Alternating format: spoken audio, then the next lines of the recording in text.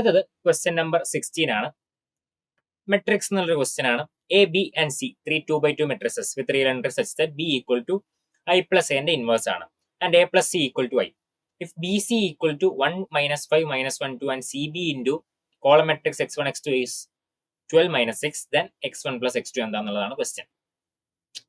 അപ്പൊ ഇവിടെ B equal to I plus എന്റെ ഇൻവേഴ്സ് ആണെന്ന് പറഞ്ഞു. രണ്ടും അങ്ങോട്ടും ഇങ്ങോട്ടും ഇൻവേഴ്സ് ആണ്.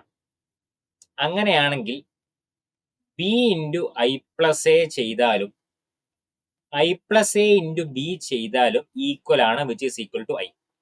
രണ്ട് ഓർഡറിൽ ചെയ്താലും ഐ ആണ് കിട്ടുക. നമ്മൾ ഇതിന് രണ്ട് ഓർഡറും കൺസിഡർ ചെയ്യുന്നു. അപ്പൊ ബി പ്ലസ് ബി എ എന്തിന് ഈക്വൽ ആണ്?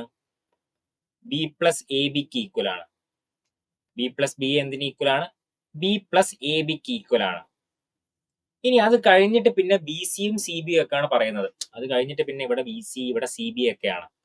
നമുക്ക് തൽക്കാലം ആ എനെ എങ്ങനെയെങ്കിലും ഒഴിവാക്കാം. എനെ എങ്ങനെ ഒഴിവാക്കും? A plus C equal to I ആണ്. So A equal to I minus C. അപ്പൊ ഇനിയൊക്കെ എനെ ഒഴിവാക്കാൻ എക്ക് പകരമൊക്കെ ഐ മൈനസ് സി കൊടുക്കുന്നു.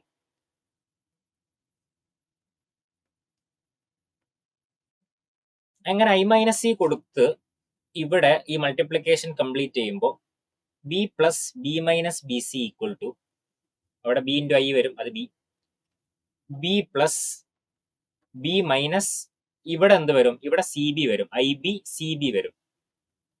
അപ്പൊ B C equal to C B എന്ന് കിട്ടും.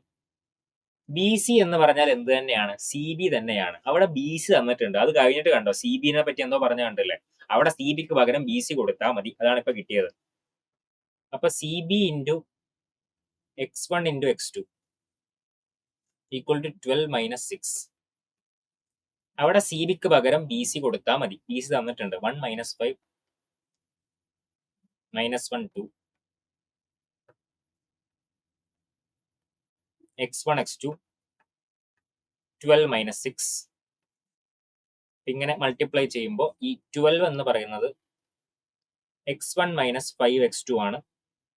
-6 എന്ന് പറയുന്നത് -x1 + 2x2 ആണ്.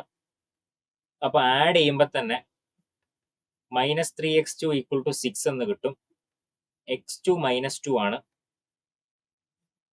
അപ്പൊ x1 ഈക്വൽ ടു 2 എന്ന് കിട്ടും. അപ്പൊ x1 + x2 ഈക്വൽ ടു 0.